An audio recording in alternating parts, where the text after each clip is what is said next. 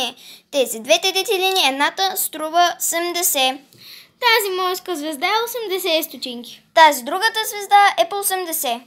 Този елен е 50 стотинки. Тея двете, едното струва 80.